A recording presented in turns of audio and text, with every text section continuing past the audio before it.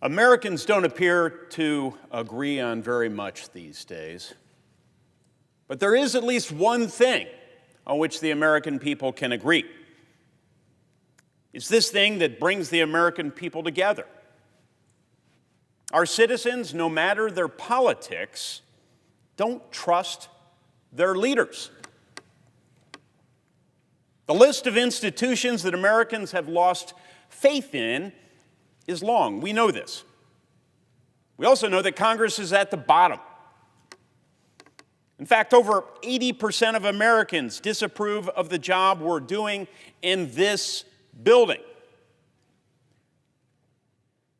Mr. President, the legislative branch is the foundation of representative government. It's urgent. It's essential that we earn the trust of the American people back. You see, we are charged with putting the interests of our constituents over our own interests. We're their voice. And yet, many of the people we represent believe we're failing to honor that basic commitment. It's no wonder many are losing faith, losing trust. We're their voice. Faith in government has eroded over decades. There are many causes. A lot of fingers can be pointed. There's plenty of blame to go around. And we know that the task of restoring trust is going to be a long-term project. But I'm here today to argue that there is an immediate step that we need to take to restore a measure of trust in this institution. And it is eminently achievable. We can prevent its members from using their positions of public trust to enrich themselves, to enrich their families, by banning stock trading among members of Congress.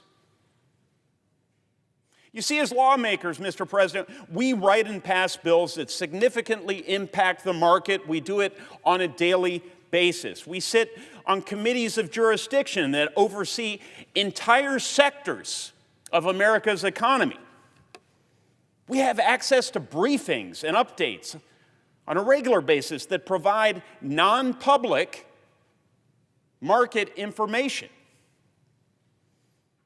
There's little to prohibit members of Congress from using such privileged information to guide their personal selection of stocks. In fact, in the last 2 decades, members have made trades conspicuously timed around market-moving events. Events shaped by information they had access to or legislation that they helped advance. Of course, this creates a direct conflict of interest between public duty and personal financial interests. And it's also a troubling double standard. Most people say, isn't insider trading a federal crime for all Americans? And it is. But when it comes to members of Congress, trading on information gained through public service, enforcement is quite rare and very difficult to police. So, Mr. President, it's no wonder many Americans are convinced that the market is rigged for a privileged set of citizens who can manipulate it for their gain.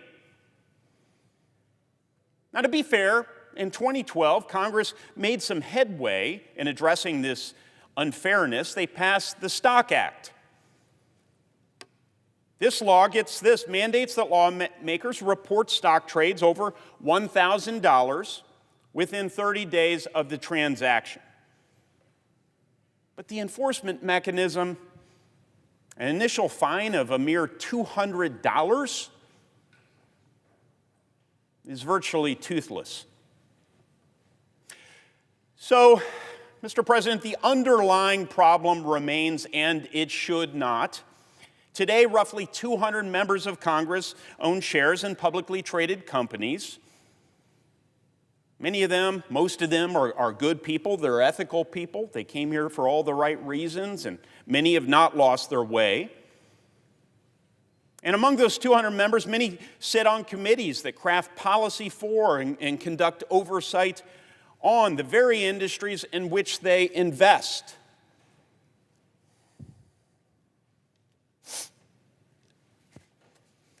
In an era of deep partisanship, most Americans, no matter their political beliefs, their party, their underlying ideology, the geography in which they live, their gender, their age, they see this as a problem. How much of a problem?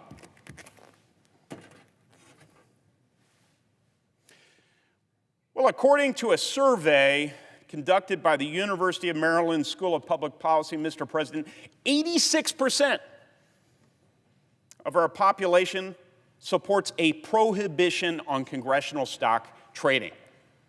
There aren't many issues like this. In a divided America, this could unify America. Our Congress could be unified by exercising the will of the American people and banning members of Congress from trading stocks. What do Republicans say? 87% of Republicans think this is a problem, think we should ban members of Congress from trading stocks. You go across the country, almost 9 out of 10 Republicans you talk to will say we should do it. And why have we not? What about Democrats? 88% rather of Democrats. Almost 9 out of 10. Independents, 81%. So listen, there are 2 bills that we already have. I don't need to draft a new bill. Let's recognize our colleagues' handiwork and get something important done. 2 bills that would accomplish this in the United States Senate. The first bill, the Stop Insider Trading Act, would just prevent members of Congress, their spouses, and their dependent children from trading individual stocks, and it would strengthen disclosure and enforcement requirements. And unlike current law, the bill would impose meaningful financial penalties for violations. Under this bill, lawmakers who fail to comply with the law's mandates would be fined the greater of $2,000, probably still not enough, but enough maybe to get it passed through the Senate. We could increase it later. Be fined the greater of $2,000 or 10% of the investment value, plus the forfeiture of any net gain realized from the sale. The second bill, the Restore Trust in Congress Act, would prohibit members of Congress from trading individual stock. It would establish guidelines for members to divest existing holdings within a defined period. And it would also empower congressional ethics offices to enforce compliance through meaningful penalties.